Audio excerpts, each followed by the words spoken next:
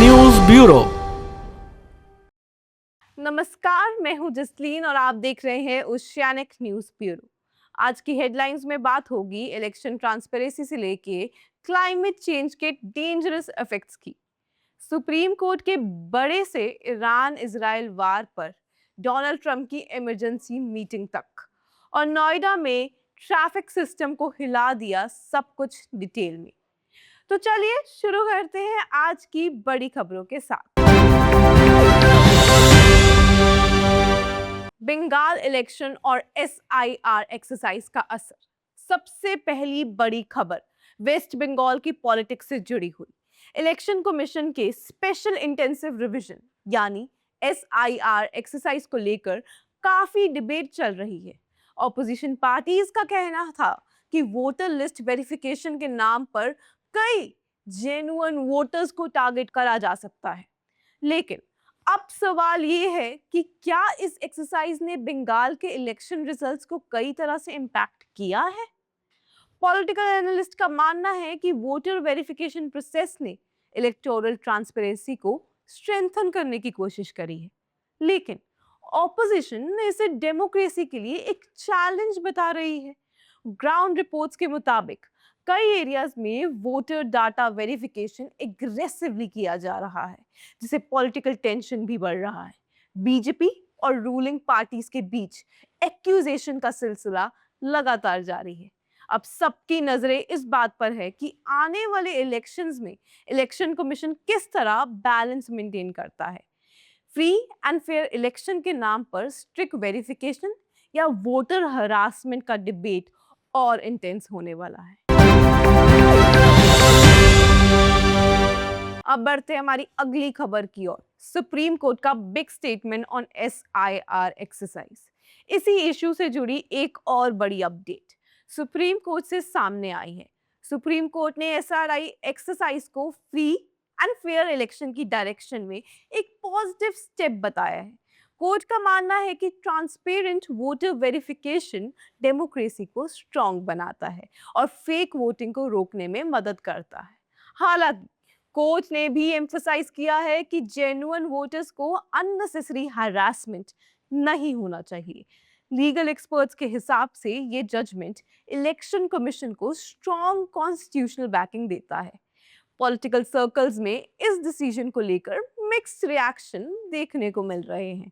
कुछ लोग इसे इलेक्टोरल रिफॉर्म्स की विक्ट्री मान रहे हैं, तो कुछ इसे ऑपोजिशन के कंसर्न्स को इग्नोर करने वाला डिसीजन बता रहे हैं। अब देखना होगा कि ग्राउंड लेवल इंप्लीमेंटेशन कितना फेयर और बैलेंस रहता है। आज की हमारी अगली खबर जुड़ी है क्लाइमेट चेंज का डेंजरस इफेक्ट। डेंगू ने तोड़ी सब ट्रेडिशनल बाउंड्रीज। अब बात एक ऐसी खबर की जो सिर्फ इंडिया नहीं, पूरी दुनिया के लिए एक वार्निंग है। क्लाइमेट चेंज का इम्पैक्ट अब हेल्थ सेक्टर में क्लियरली दिखने लगा है। डेंगू, जो ट्रेडिशनली ट्रॉपिकल और वार्म कंट्रीज की डिजीज मानी जाती थी, अब ये ठंडे देशों तक पहुंच रही है। एक्सपर्ट्स के मुताबिक राइजिंग टेम्परेचर और अनप्रेडिक्टेबल वेदर पैटर्न्स मॉस्किटो के ब्रीडिंग जोन को एक्सपैंड कर रहे हैं। यूरोप और कुछ कोल्ड रीजन्स में भी डेंगू केसेस रिपोर्ट होने लगे हैं, जो साइंटिस्ट के लिए सीरियस कंसर्न बन गया है।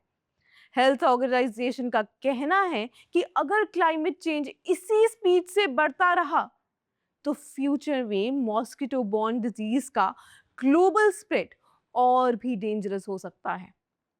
इंडिया में भी डेंगू के केसेस हर साल एक नया रिकॉर्ड बना रहे हैं। डॉक्टर्स लोगों को अलर्ट रहने को कह रहे हैं, क्लीन सराउंडिंग्स मेंटेन करने की सलाह दे रहे हैं और स्टैग्नेंट वाटर अवॉइड करने की एडवाइस दे रहे हैं। ये सिर्फ एक हेल्थ इशू नहीं, बल्कि क्लाइमेट इमरजेंसी का क्लियर सिग्नल माना जा रहा है।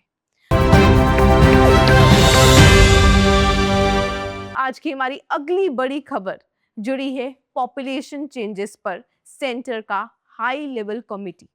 अब एक इंपॉर्टेंट पॉलिसी अपडेट दिल्ली से। सेंट्रल गवर्नमेंट ने डेमोग्राफिक चेंजेस को लेकर एक हाई लेवल कमेटी नोटिफाई की है।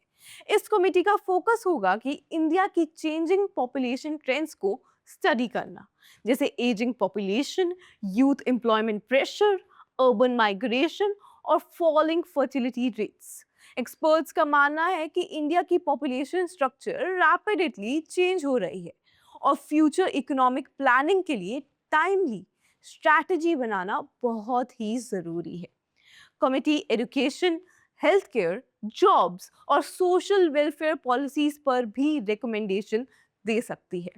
गवर्नमेंट सोर्सेज के हिसाब से ये panel long term national planning के लिए काफी क्रूशियल माना जा रहा है। आने वाले टाइम में इसका डायरेक्ट इम्पैक्ट एम्प्लॉयमेंट पॉलिसीज और इकोनॉमिक रिफॉर्म्स पर भी देखने को मिल सकता है। आज की हमारी अगली बड़ी खबर जुड़ी है Iran Israel war. Donald Trump की इमरजेंसी मीटिंग। इंटरनेशनल न्यूज में सबसे बड़ी अपडेट मिडिल ईस्ट से आ रही है। ईरान इजराइल टेंशन को लेकर ग्लोबल कंसर्न लगातार बढ़ता जा रहा है। रिपोर्ट्स के मुताबिक former US president Donald Trump आज कैबिनेट के साथ एक इंपॉर्टेंट मीटिंग करने वाले हैं, जहां वॉर सिचुएशन और पॉसिबल पीस डील पर डिस्कशन हो सकती है। इंटरनेशनल ऑब्जर्वर्स का मानना है कि अगर डिप्लोमेटिक टॉक्स सक्सेसफुल नहीं हुई तो रीजनल कॉन्फ्लिक्ट और भी एस्केलेट हो सकते हैं। ऑयल प्राइसेस, ग्लोबल मार्केट्स और इंटरनेशनल सिक्योरिटी पर इसका डायरेक्ट इफेक्ट ऑलरेडी देखने को मिल रहा है। अमेरिका हो, यूरोप और मिडिल ईस्ट के कंट्रीज कंटिन्यूसली मॉनिटरिंग मोड में हैं। सोशल मीडिया पर भी वॉर रिलेटेड विजुअल्स और रिएक्शंस वायरल हो रहे हैं। दुनिया भर की नजरें अब एक बात पर टिकी हुई है कि क्या अपकमिंग नेगोशिएशन से सीज फायर पॉसिबल हो पाएगा या कॉन्फ्लिक्ट और डेंजर स्टेज तक पहुंच सकता है। इसी के साथ अब बढ़ते हैं हम अपनी अगली अहम खबर की ओर, जो कि जुड़ी है नोएडा में मजदूरों की हड़ताल के बाद एक हेवी जाम। अब बात एनसीआर की, जहां नोएडा में और वायलेंस के बाद ट्रैफिक सिस्टम कंप्लीटली डिस्टर्ब हो गया है। इंडस्ट्रियल एरियाज में वर्कर्स ने अपनी डिमांड्स को लेकर काफी प्रोटेस्ट किया। सिचुएशन तब टेंस हो गई जहां जगह जगह पर क्लैशेस और वायलेंस की रिपोर्ट सामने आई। इसके बाद मेजर रोड्स पर हेवी ट्रैफिक जाम देखने को मिला और डेली कम्यूटर्स को काफी प्रॉब्लम फेस करनी पड़ी। कई ऑफिसर्स और स्कूल व्हीकल्स घंटों तक ट्रैफिक में फंसे रहे। गवर्नमेंट ने वर्कर्स की कुछ डिमांड्स मान ली है और एडमिनिस्ट्रेशन ने सिचुएशन को कंट्रोल करने के लिए सिक्योरिटी भी इंक्रीज कर दी है। अथॉरिटीज का कहना है कि लॉ एंड ऑर्डर मेंटेन करने के लिए स्ट्रिक्ट मॉनिटरिंग की जा रही है। फिलहाल के लिए इतना ही। मैं हूं जसलीन और आप देखते रहिए ओशियानिक न्यूज ब्यूरो।